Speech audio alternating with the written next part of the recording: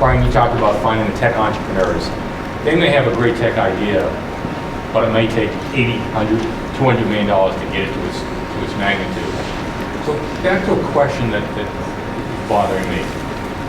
How far into your life cycle, let's say year 3 and year 4, where will your revenues be? When will your investors decide that are pulling the plug? They only have $5 or $6 million into you. It's not a lot of money. That's a good thing. They're going to have to put more money in, or you're going to be able to scale when you kind of hit that real acceleration point. And what will that acceleration point be? What's that number going to be for revenue?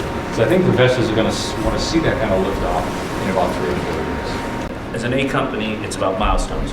What did you know? And now it's about revenue a bit. But Brian's company, it might. Or, I'm sorry. Matt's company might, or my company might, but it's not about me getting to $10 million in revenue right now.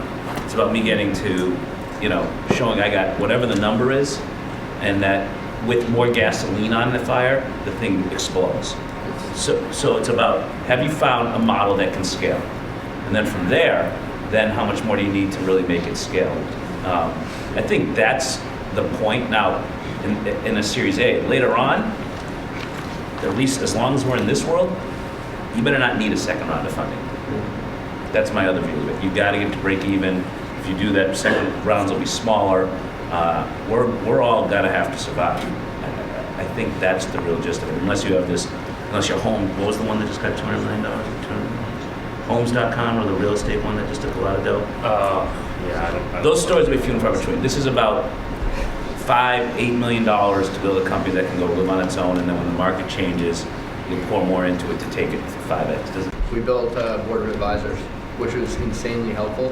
And it was simple as at the time. It wasn't about money, it wasn't about equity. In fact, none of them got equity. It was about, they were bought into us as people and they wanted to see us succeed, which you're so fortunate to be able to do when you're younger. And they came to the meeting, we bought everyone lunch, we sent them a bottle of wine here and there and pinged them whenever we needed. And we actually didn't get anybody who was relevant to our business. We got people who had been very successful in their respective businesses to just provide us some perspective. And then once we raised the capital and we had our board of directors coming from the investors, we stopped using the advisors. Stopped having meetings, but we still use them all. But I would recommend doing it as early as possible if you can find people that really want to support you.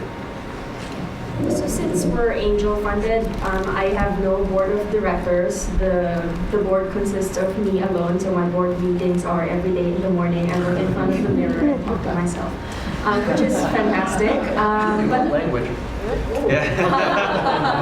in the language that I'm learning. That's what keeps it new and fresh, you know. You never know what's going to happen. Yeah. So it's great, but of course, to get the advice that I need, I do have a board of advisors that I do consult on a very regular basis. Make sure they're going to add value too. I made the mistake in the past that I just signed up some people who are board advisors, just to have a board of advisors, just throw their name around and stuff. That was a massive mistake. It was just make sure they're going to help you create value, and they're going to do that by spending time with you and giving you their actual advice. So make sure they know up front, and that there's some sort of time commitment. Part of how I manage is I know who, or I think I know who is best to ask on particular answers, and I try to find people that are okay, but just be cognizant of if you ask 10 people their advice on a particular question, you're not going to be able to take all of their input and act on that, and that can be a tremendous problem. People can get upset in that scenario. The best value is really the network of contacts through the professors, the alumni, classmates. That's certainly the most powerful thing.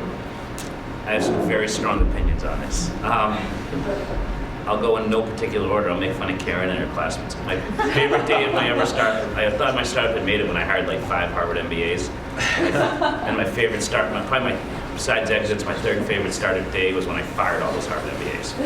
I think, startups are about getting stuff done. I think an MBA can get in your way of overly getting stuff done because you lose your dirt, your grime, and you heard the stories. This is about hand-to-hand combat. So I think you lose a lot of that if you're not careful, number one.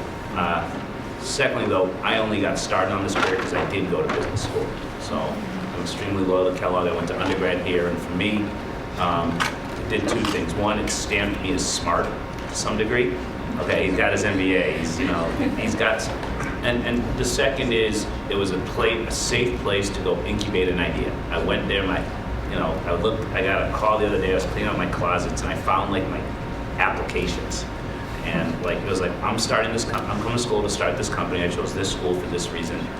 The day I walked in, I started looking at the resources, and they're there. Matt said it. It's a great place to vet out an idea.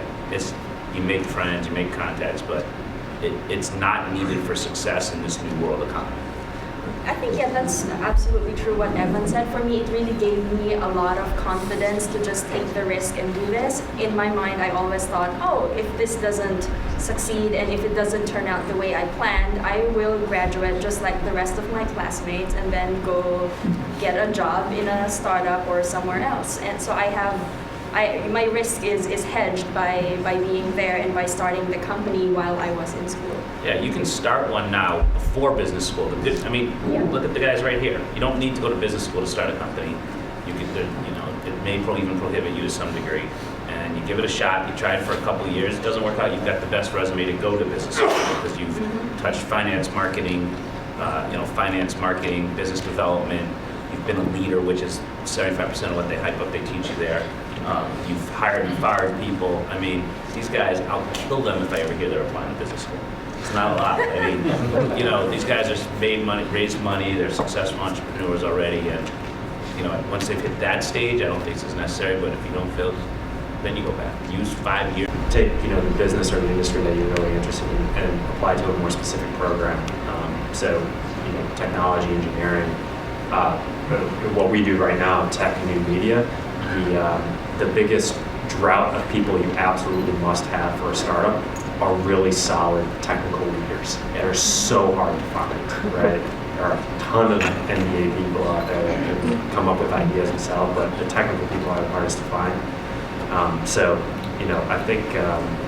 think those are more useful than the MBA stuff. And so, I mean, running a company, a lot of stuff that we talked about, like Evan said, the most important stuff we talked about, hiring a team and cultivating a team and all that stuff, even raising money, you don't learn that in the classroom or reading a textbook. You learn it by going and pitching 40 VCs and getting said no to every single time and interviewing 120 different people. You can't do a lot of that in school.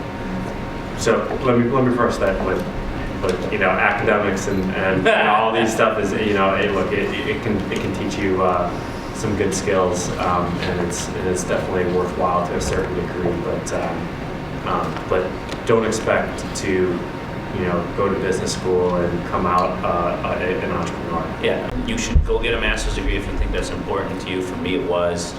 I would never not do it again, but it's mutually exclusive to my entrepreneurial successes. What's the classic street smarts versus book smarts? I'm not, in a company there's a place for that. There's lots of book smart, successful entrepreneurs. Street smarts will take you very far, but I just think they're different. You don't go to school. I was a rare case. I think an MBA and going to school and trying to be a successful entrepreneur are different. They're different goals. There's different reasons.